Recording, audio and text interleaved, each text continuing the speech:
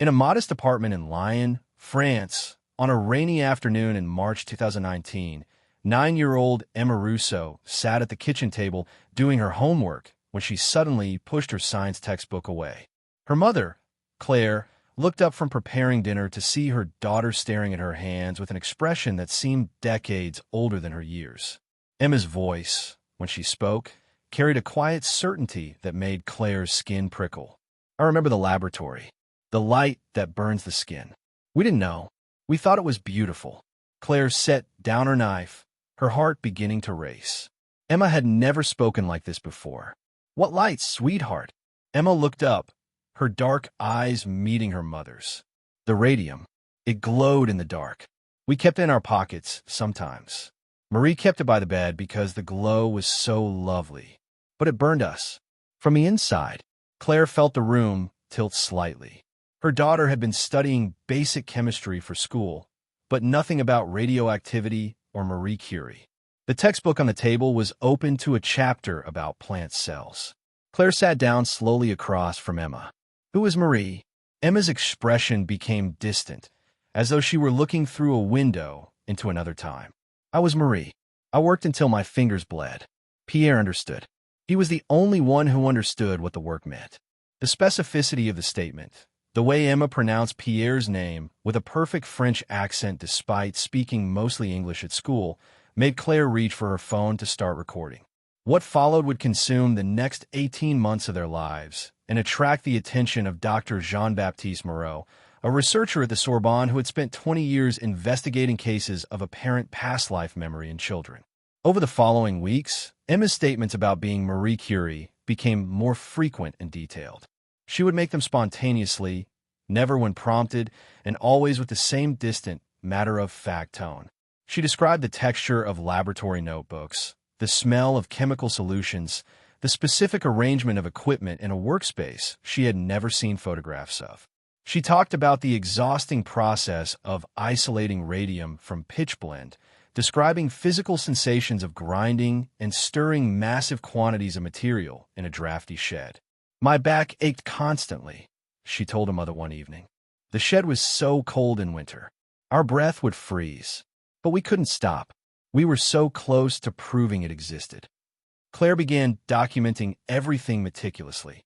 She kept a journal of Emma's statements, noting the context in which they occurred, her daughter's emotional state, and any possible sources of information Emma might have encountered. She became acutely aware of everything Emma watched on television, every book in their home, every conversation Emma might overhear. Claire was a librarian by profession, trained in research methodology, and she approached this mystery with systematic rigor. She found no explanation for her daughter's knowledge. Dr. Moreau arrived in Lyon 6 weeks after Claire first contacted him. He was a careful man in his late 50s, with silver hair and the patient demeanor of someone who had learned not to rush to conclusions. He had investigated 43 cases of children claiming past life memories, and he had developed protocols to test their claims while avoiding leading questions or contamination of testimony. He sat with Emma in the Russo family's living room on a gray April morning, a recording device between them, and began with the most basic questions. "Emma, can you tell me what you remember about your work?" Emma looked at him with those unervingly mature eyes. "I remember the darkness of the laboratory, how we would work by candlelight, sometimes to save money for equipment. I remember presenting our findings to the academy, and how the men looked at me. They didn't believe a woman could do such work. But the evidence was undeniable." Dr. Moreau showed Emma a series of photographs he had prepared, mixing images of Marie Curie's actual laboratory with similar-looking spaces from the same era. Emma pointed immediately to a photograph of the wooden shed where the Curies had conducted their radium isolation work. "That's it.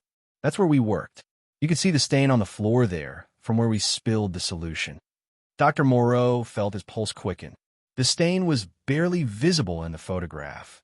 It had never been mentioned in published accounts of Curie's work. He would need to verify this detail through archival research. Over several sessions, Dr. Moreau employed increasingly sophisticated verification techniques. He showed Emma photographs of scientists from the period, mixing Marie Curie's genuine colleagues with similar-looking individuals who had never met her. Emma identified Paul Langevin, Henri Becquerel, and Lord Kelvin correctly, and correctly rejected photographs of scientists Marie Curie had never worked with. When shown a photograph of a woman Dr. Moreau claimed was Marie Curie's sister, Emma shook her head firmly. That's not Bronya. Bronya was shorter, with darker hair, and her hands were different. She was a doctor. Her hands were careful.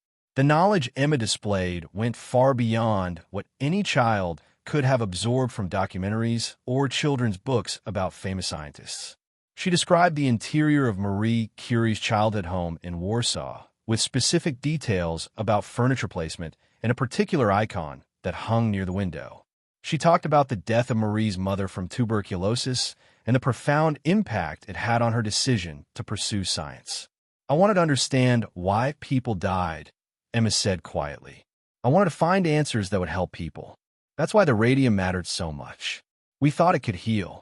Dr. Moreau spent weeks in Paris archives, verifying details Emma had provided. He examined Marie Curie's personal notebooks, still so radioactive they're kept in lead-lined boxes and can only be viewed with special permission. He found references to the stain Emma had identified in the laboratory photograph. He located a description of the Warsaw home that matched Emma's account, including the icon by the window, in an unpublished letter from Marie to her sister. He interviewed elderly relatives of Marie Curie's colleagues, people whose grandparents had worked with the physicist. The details aligned with Emma's descriptions in ways that seemed to defy conventional explanation. But it was Emma's description of the physical effects of radiation exposure that provided the most chilling verification. She talked about how her fingertips would tingle and sometimes go numb, how the skin on her hands became cracked and scarred, how she would wake in the night with a burning sensation in her bones. The light was so beautiful, she told Dr. Moreau during one session, tears beginning to form in her eyes. We would show visitors how it glowed in the dark. We thought it was magical. We didn't understand until much later. Pierre got sick first. His hands hurt constantly. And then after he died, after the accident with the wagon, I had to continue alone. I had to prove that the work mattered, even when my own body was breaking down. Medical records confirmed that Marie Curie had indeed suffered from aplastic anemia caused by prolonged radiation exposure. The symptoms Emma described matched historical accounts perfectly. But those accounts existed in academic papers and specialized biographies, not in sources a 9-year-old child would encounter. Dr. Moreau showed Emma medical terminology related to radiation sickness, mixing correct terms with plausible-sounding invented ones. Emma identified the authentic terms and described symptoms with clinical precision. Leukopenia, she said, pronouncing the word carefully. That means the white blood cells stop working properly. The body can't fight infection anymore. I was sick for a long time before the end. Claire watched these interviews with a mixture of fascination and fear. This was her daughter, the little girl who still slept with a stuffed rabbit and loved animated movies, speaking about death and disease with the authority of someone who had lived through it. At night, Claire would lie awake wondering about consciousness and identity, about whether some essential part of Marie Curie could somehow have found its way into her daughter. The rational part of her mind rejected the notion, but the evidence kept mounting. Dr. Moreau expanded his investigation to include Emma's emotional responses to Curie-related material. He showed her a photograph of Pierre Curie, the physicist Marie had married and worked with until his death in 1906. Emma's reaction was immediate and visceral. Tears streamed down her face. He understood, she whispered. He was the only one who truly understood. When he died, it felt like half of myself was gone. I had to keep working, for both of us, to prove that what we discovered together mattered. The grief in Emma's voice was profound and genuine. The mourning of someone who had lost a partner, not the abstract sympathy a child might feel for a sad story. As the investigation continued through the summer and fall of 2019, Dr. Moreau brought in colleagues to conduct independent assessments. Dr. Sophie Laurent, a child psychologist from Marseille, evaluated Emma for signs of fantasy proneness or suggestibility. She found Emma to be remarkably grounded, with no tendency toward elaborate make-believe or confusion between reality and imagination. Dr. Thomas Beaumont, a historian specializing in early 20th century science, interviewed Emma about technical aspects of Curie's work. Emma described the process of fractional crystallization used to isolate radium with accurate detail, including the specific sequence of steps and the approximate quantities of material processed. She knew that the Curies had processed 8 tons of pitchblende residue to produce 1 gram of radium chloride. One afternoon in October, Dr. Moreau showed Emma a photograph of Marie Curie receiving her second Nobel Prize in 1911. Emma studied it for a long moment and then began to cry. "I was so tired that day," she said. "Everyone was celebrating, but I just wanted to go back to the laboratory. The award meant they finally believed me, that I could do the work without Pierre. But it hurt too, because he should have been there. We did it together." The emotional authenticity of Emma's response, the complex mixture of pride and grief, suggested a depth of feeling that seemed to transcend ordinary childhood empathy.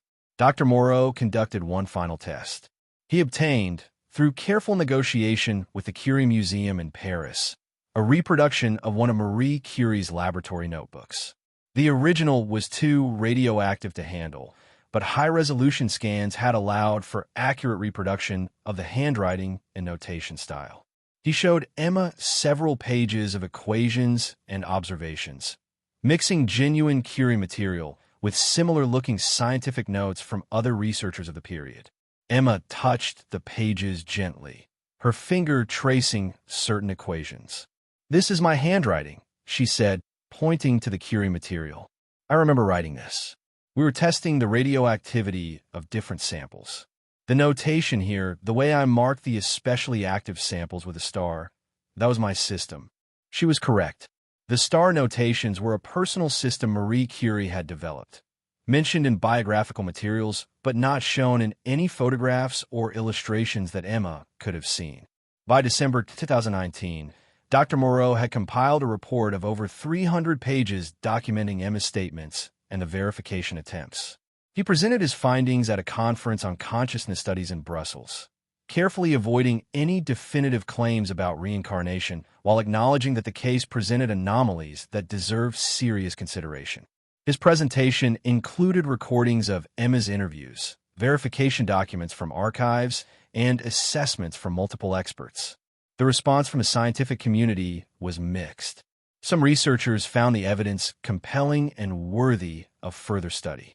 Others suggested elaborate explanations involving cryptomnesia, the theory that Emma had somehow been exposed to detailed information about Curie's life and had forgotten the source of that knowledge, later recalling it as personal memory.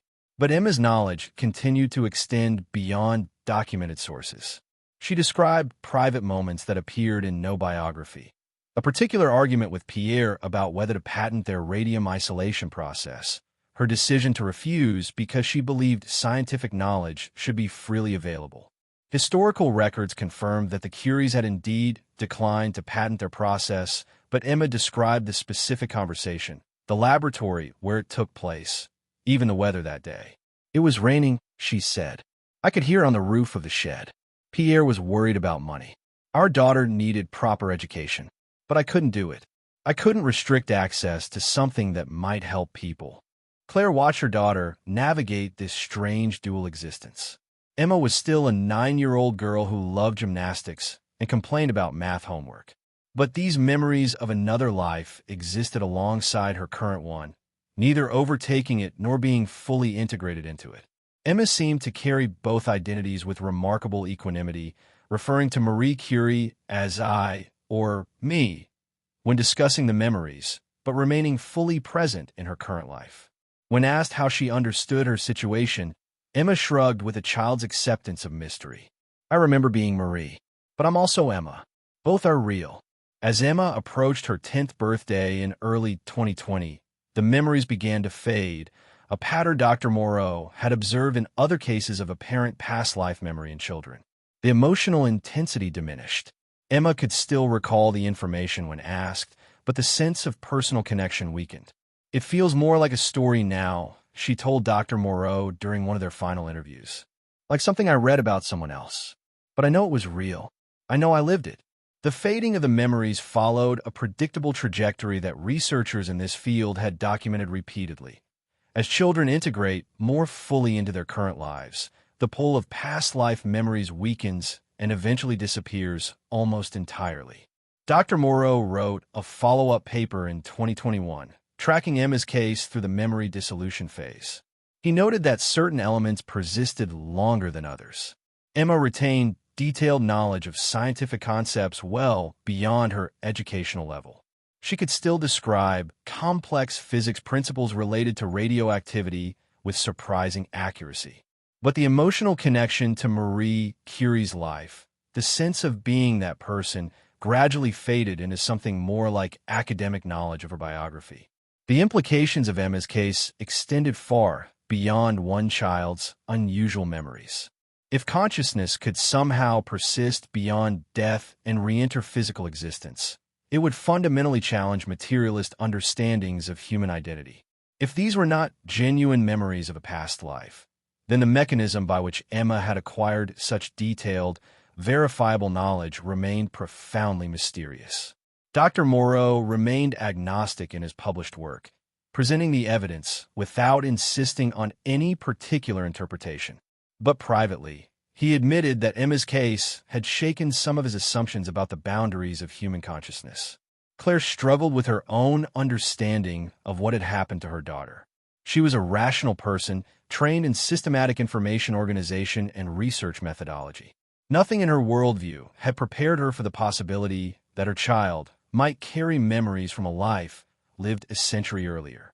But she could not dismiss what she had witnessed, the detailed knowledge Emma possessed, the emotional authenticity of her experiences. She found herself researching consciousness studies, quantum theories of mind, philosophical arguments about the nature of identity.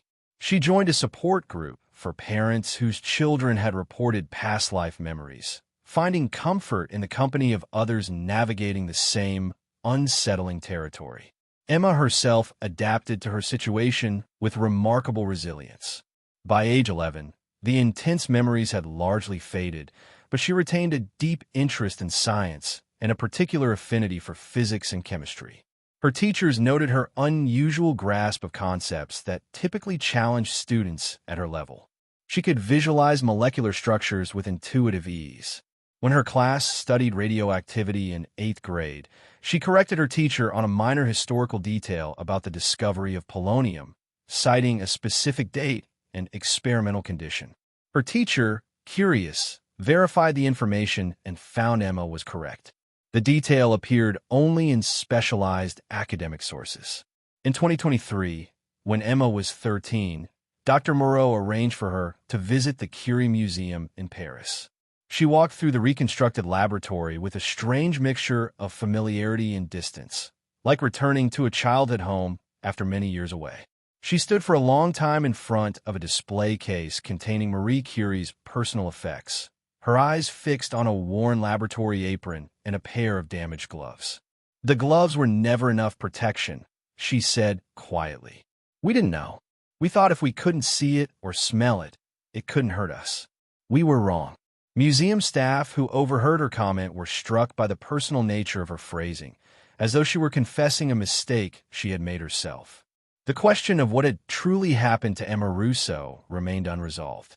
Dr. Morrow's extensive documentation provided compelling evidence that she possessed knowledge about Marie Curie's life that seemed impossible to explain through conventional means.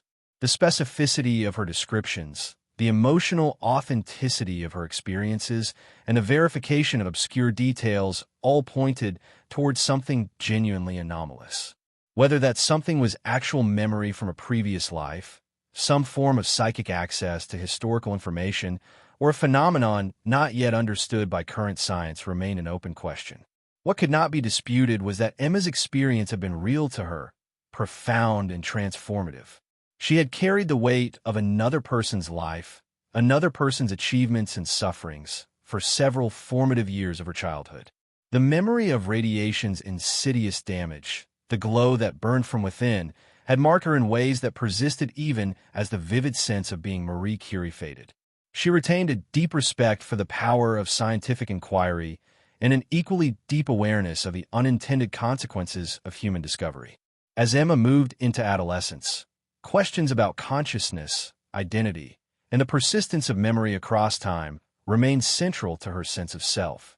She planned to study physics in university, drawn to the field that Marie Curie had helped establish. Whether this was the influence of past life memories, the natural development of a scientifically minded young person, or some combination of both, no one could say with certainty. But Emma carried forward a legacy, whether inherited across lifetimes or absorbed through some other mysterious mechanism, that connected her to one of science's most important figures. The case file sat in Dr. Moreau's office, 3 thick binders of interviews, verification documents, and analysis. They represented one of the most thoroughly documented cases of apparent past life memory he had encountered in his career. They raised more questions than they answered, but that was the nature of consciousness research. The boundary between the possible and the impossible remained frustratingly unclear. Emma Rousseau's memories of being Marie Curie, of working with a light that burns the skin, challenged comfortable assumptions about how human consciousness operates. They demanded serious consideration, not because they proved reincarnation beyond doubt, but because they resisted easy explanation and pointed toward dimensions of human experience that science had barely begun to explore. If Emma's experience intrigues you, if you find yourself wondering about the mysteries of consciousness and the possibility that some part of us might persist beyond death, subscribe to this channel for more investigations into past life memories and the extraordinary claims made by ordinary people. We examine these cases with rigor and respect, following the evidence wherever it leads, and we invite you to join us in exploring the frontiers of human consciousness. Hit that subscribe button and turn on notifications so you never miss an investigation that might change how you understand the nature of identity itself.